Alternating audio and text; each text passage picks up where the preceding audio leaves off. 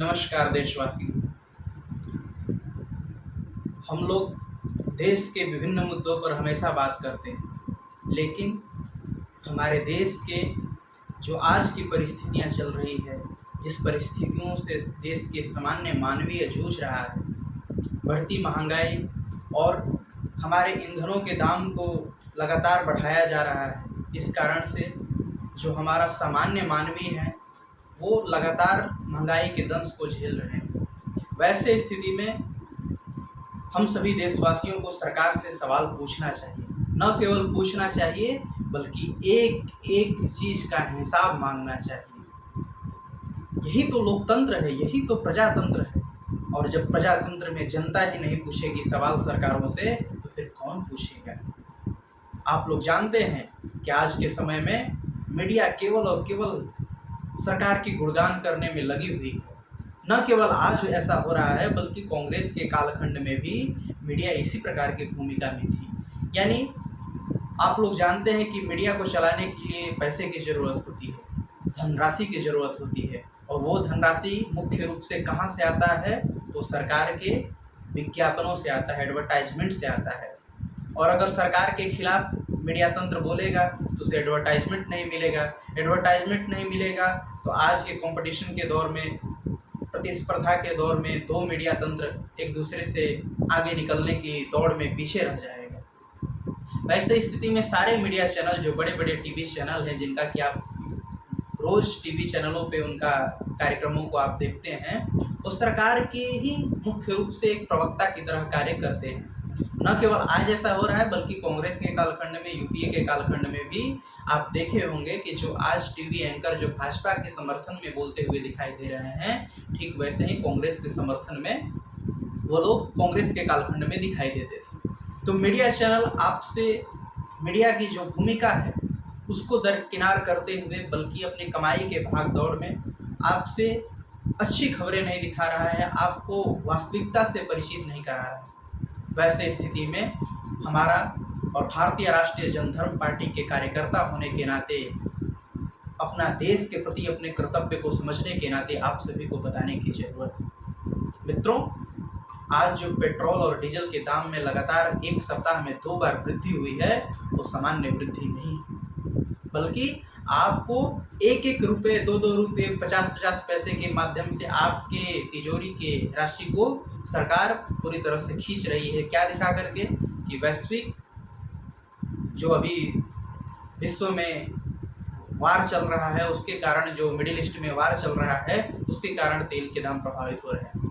कुछ अंश तक ये आप कह सकते हैं कि इसके कारण ये प्रभावित हो रहा है, लेकिन सरकार के रवैया को देखते हुए यह स्पष्ट मालूम चल रहा है कि न केवल ये सरकार के कारण हो रहा है बल्कि जनता सवाल पूछना बंद कर दे रहा है, इसके कारण हो रहा है।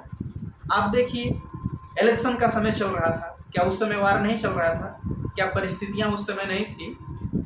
आप वेस्ट बंगाल, केरला, तमिलनाडु, 3 राज्यों में चुनाव लगातार चल रही थी, और इन चुनावों में भारतीय जनता पार्टी से लेकर के सभी राजनीतिक दलों ने जितनी जिसके पास सामर्थ्य थी उतनी अपने पैसे के माध्यम से प्रचार प्रसार किया अपने चुनाव जीतने के लिए। लेकिन जैसे ही सामान्य मानवीय की जरूरत पड़ी, चुनाव खत्म हो गए और राजनीतिक दलों की अब चुनाव में खर्च को करने के लिए अब कोई ज़रूरत नहीं है, उस समय आपके पेट्रोल के दाम, डीजल के दाम 2-2, 3-3 रुपये लगातार बढ़ाए जा रहे हैं। मैं पूछना चाहता हूं सरकार से, नरेंद्र मोदी जी के सरकार से मैं पूछना चाहता हूं। वही नरेंद्र मोदी जी कहते थे कि दोस्तों, डीजल का प्राइस, पेट्रोल का प्राइस बढ़ रहा है कि घट रहा है, इस प्रकार से इशारा करके, एक्टिंग करके।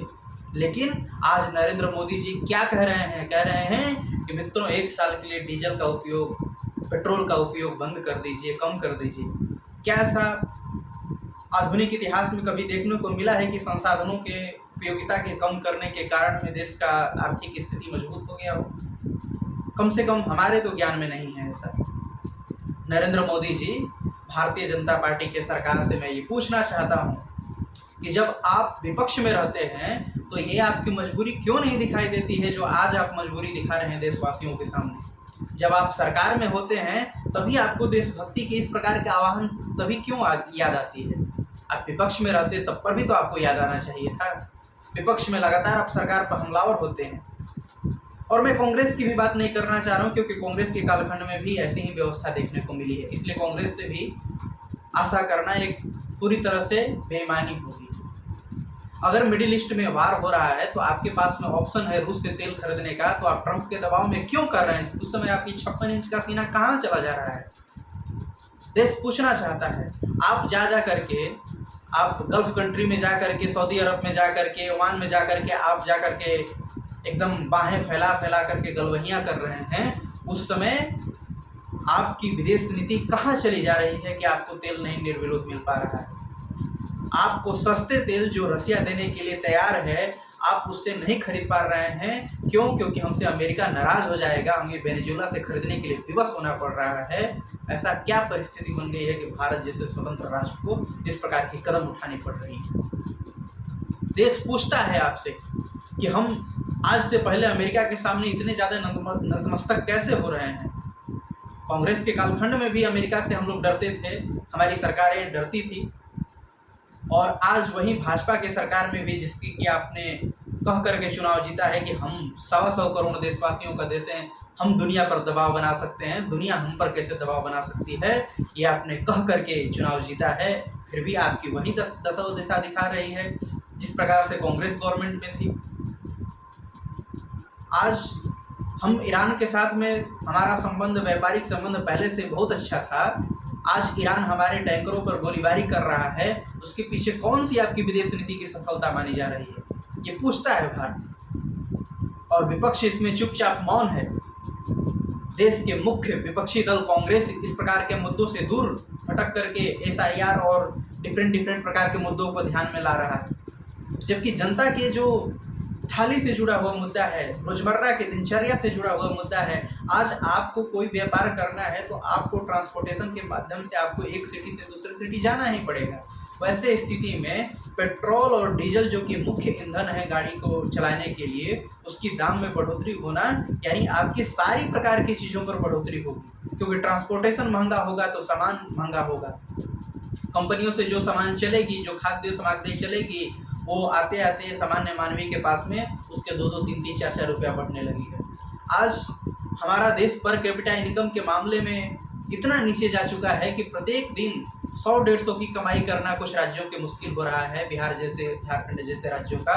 वैसे स्थिति में 2 से 4 रुपया की बढ़ोतरी ट्रांसपोर्टेशन पर होने का मतलब कि आपकी दाल की कीमत बढ़ेगी, आपकी तेल की कीमत बढ़ेगी, आपकी मेडिसिन की कीमत बढ़ेगी, हर वो चीज़ जो आप दैनिक दिनचर्या में यूज करते हैं उसकी कीमत बढ़ेगी।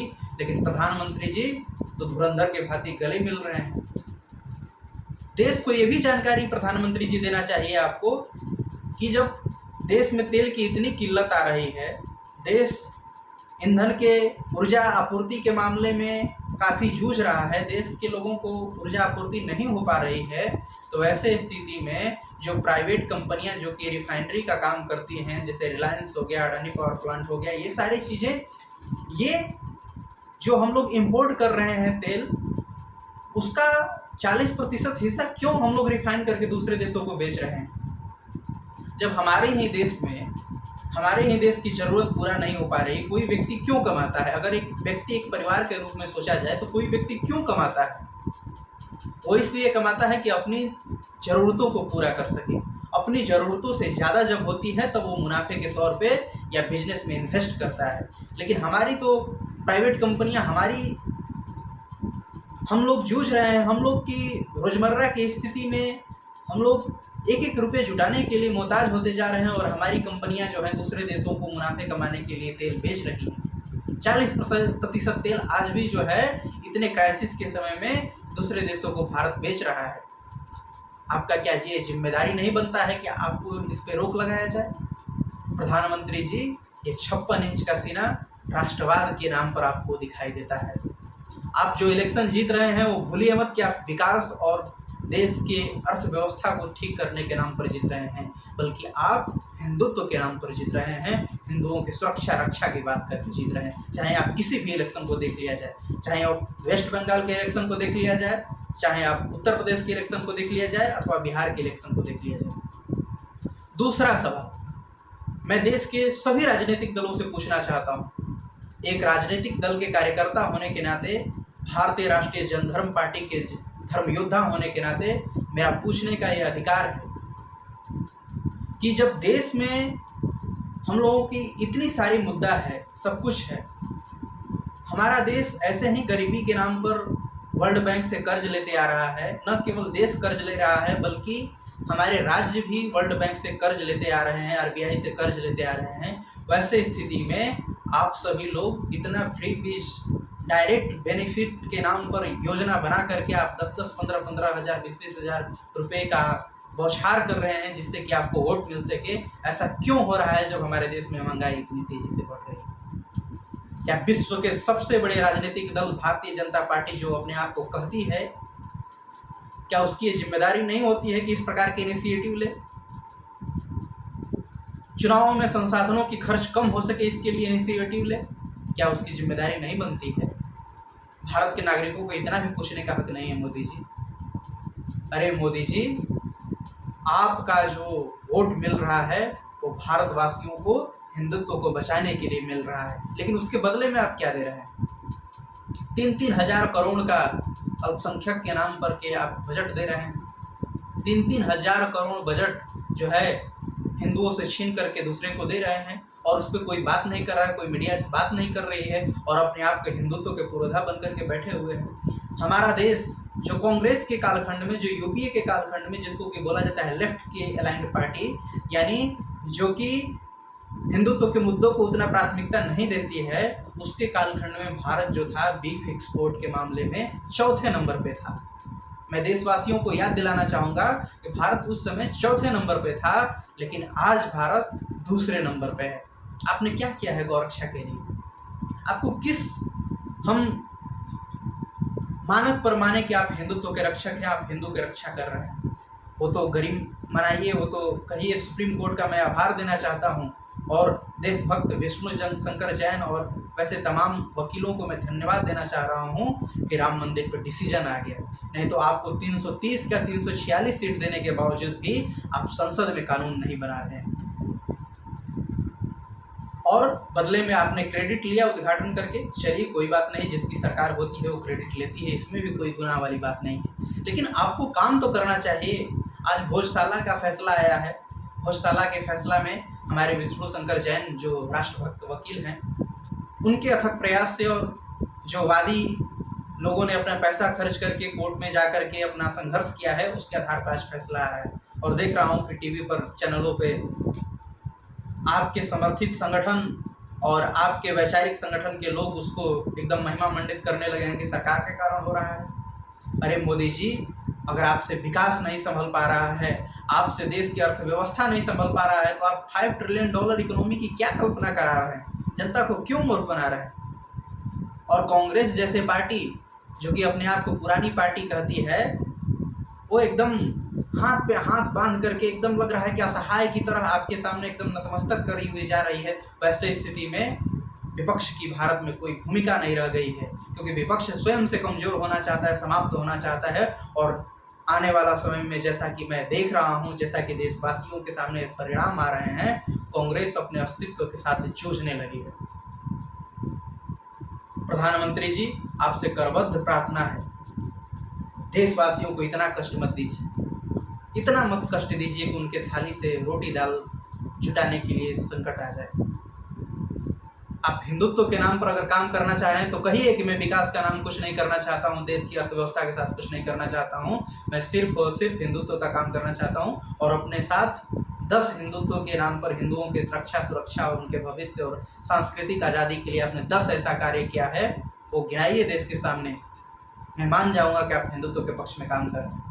अरे आपकी छवि तो गोधरा हत्याकांड के बाद से हिंदुओं के लाखों हजारों हिंदुओं के रक्तों से लथपथ होकर के आपकी छवि बनी थी हिंदुत्ववादी, और आप हिंदुओं को बदले में क्या दिए हैं, ये पूछता है भारत। ये सामान्य देशवासी जो हिंदुत्व के नाम पर आपको परिचय, आपको वोट देते आ रहे हैं, जय श्री राम के नारे पर श्री राम के साथ में होकर के आपको वोट जिताते आ रहे हैं, वो पूछता है देशवासी कि अगर राम मंदिर के फैसले पर अगर कोर्ट का अगर निर्णायक फैसला नहीं आता तो सरकार क्या करती?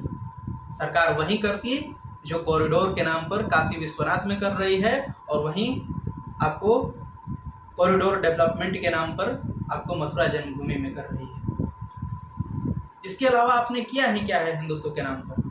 आपने ट्रिपल तलाक लाया, चलिए ठीक है, ट्रिपल तलाक से हिंदुत्व का कोई रिलेशन नहीं था, वो एक विशेष समुदाय का वो मसला था, हालांकि देश के लिए उचित था। आवाहन जनता ने आपको किया था यूनिफॉर्म सिविल कोड लाने के लिए, आपने लाया नहीं। केवल और केवल कुछ कुछ राज्यों में इसकी एक प्रोटोटाइप दिखाने के लिए, एक कहने के लिए कि हमने लागू किया है, जबकि लागू वहाँ भी कुछ नहीं है। आपने उत्तराखंड और आसाम जैसे राज्यों में इसको लाने के लिए आपने कहा है, या कुछ जगह पर एक प्रोटोटाइप आपने दिखाया है। नरेंद्र मोदी जी, ये मत भूलिए कि हिंदुत्व आपकी हमेशा साथ रहेगी, क्योंकि जब तक आप हिंदुओं के पक्ष में हैं तभी तक हिंदू आपके पक्ष में हैं। अगर आप और आपकी राजनीतिक पार्टी अगर हिंदुओं के पक्ष में काम करना बंद कर देगी तो आपको कोई नहीं पूछेगा। फिर 56 इंच का ना ही सीना रह जाएगा और ना ही 30-30, 40-40 गाड़ियों का और महंगे महंगे जहाज़ों का फ्लीट आपके पास रह जाएगा। प्रधानमंत्री जी, आपसे करबद्ध प्रार्थना है कि आपकी आयु भी अब धीरे धीरे प्रौढ़ावस्था से होती हुई वृद्धावस्था में जा रही है, और आपकी आयु में क्या आप नहीं चाहेंगे कि आपके जीवन काल में हिंदुओं को एक सांस्कृतिक आज़ादी मिल सके? गुरुकुल से प्रभावित, गुरुकुल से इंस्पायर्ड एक शिक्षा व्यवस्था में हम लोग अपने आप को स्थापित कर सकें। देश के शैक्षणिक संस्थानों में हिंदू संस्कृति को बढ़ावा देने के लिए हिंदू आधारित शिक्षा प्रणाली हम ला सके। हमारे लिए हिंदुत्व उतना ही जरूरी है जितना कि पीने के लिए पानी जरूरी है और सांस लेने के लिए हवा जरूरी है। इसलिए हिंदुत्व की सुरक्षा कीजिए, कहिए मत केवल और केवल डीलिंगबाजी करने से प्रधानमंत्री जी कुछ नहीं होता है, और विकास को लेकर के आगे बढ़िए, तब जाकर के विश्व गुरु और परम वैभव होगा। हम लोग राष्ट्रीय स्वयंसेवक संघ के स्वयंसेवक होने के नाते हम लोग प्रार्थना में कहते हैं परम वैभव ने तो मेतत् स्वराष्ट्रम, यानी हमें अपने स्वराष्ट्र को परम वैभव तक पहुंचाने के लिए कार्य करना है। वो परम वैभव कहाँ दिख रहा है आप प्रधानमंत्री जी? हमें तेल नहीं मिल पा रहा है, आप अमेरिका के सामने घुटने टेकते हुए दिखाई दे रहे हैं। आप जो है, जो एक्साइज ड्यूटी है जिसको टैरिफ के रूप में कहा जाता है, आप अमेरिका के लिए आपने फ्री कर दिया है और अमेरिका आप पर 18% लगा रही है, जबकि हम लोग भारत एक इकलौता अमेरिका के लिए देश है, या भारत एक अमेरिका के साथ ऐसा पार्टनर है जहाँ कि हम लोग ट्रेड जो होता है वो बेनिफिट में करते हैं, यानी हम लोगों का जो है एक्सपोर्ट ज़्यादा होता है, इंपोर्ट कम होता है। जबकि हम चीन के मुकाबले अगर देखें तो चीन से हम लोग ज़्यादा सामान खरीदते हैं और कम सामान बेचते हैं। और वैसे स्थिति में आपने तो उसके लिए जो खराब प्रोडक्ट, उसका दूध का प्रोडक्ट है, किसानों के लिए जो अनाज का प्रोडक्ट है, उसके लिए तो आपने पलक पावड़े बिछा दिया। प्रधानमंत्री जी, देश के किसान आपसे पूछते हैं कि उनका अनाज कौन खरीदेगा जब अमेरिका से सस्ती अनाज आएगी, और वो भी गुणवत्ता में काफ़ी कम। हमारे देश के डेयरी जो उद्योग है उसका सामान कौन खरीदेगा, दुग्ध उत्पाद को कौन खरीदेगा जब अमेरिका से दूषित, जो कि वहाँ के गाय भैंसों को मीट खिलाया जाता है, वहाँ के डेयरी प्रोडक्ट हमारे भारत में आएगा, वो भी 0% टैरिफ के साथ, यानी 0% टैक्स उससे भारत वसूलेगा। ये पूछता है किस आप व्यवस्था में इस प्रकार के अमेरिका के साथ डील किए हैं प्रधानमंत्री जी? अरे प्रधानमंत्री जी, अगर आपको चेहरा छुपाने में इतना ही शर्म आ रहा है तो कम से कम चुल्लू भर पानी में डूबना सीखिए। प्रधानमंत्री जी, आपसे देश की जनता बहुत दिन तक ये सवाल मन में भर भर करके रखी हुई है। आप एक मीडिया चैनल को इंटरव्यू नहीं देते हैं, जब से आप प्रधानमंत्री बने हैं एक इंटरव्यू आपने नहीं दिया है मीडिया चैनल को, एक राजनीतिक इंटरव्यू के अलावा। और मीडिया चैनल आपसे जब इंटरव्यू लेने जाती है तो आपकी जीवनी के बारे में, आपकी हिमालय यात्रा, आपके संघ की यात्रा, इस बारे में पूछती है। अरे वो सारी चीज़ें पूछने के लिए ठीक है, लेकिन कितनी बार मीडिया पूछेगी? देश के आप लगभग 13-14 सालों से देश के यशस्वी प्रधानमंत्री का संज्ञा लेते हुए आ रहे हैं, वो यश आपका कहाँ दिख रहा है? जनता के दुख सुख में आपके विधायक सांसद खड़े हुए दिखाई नहीं देते हैं। फिर वैसे स्थिति में जनता क्या करेगी? प्रधानमंत्री जी, आपसे करबद्ध प्रार्थना है, गौ हत्या पर कानून लाइए और देश के हिंदुओं को गौरवान्वित कीजिए। धन्यवाद।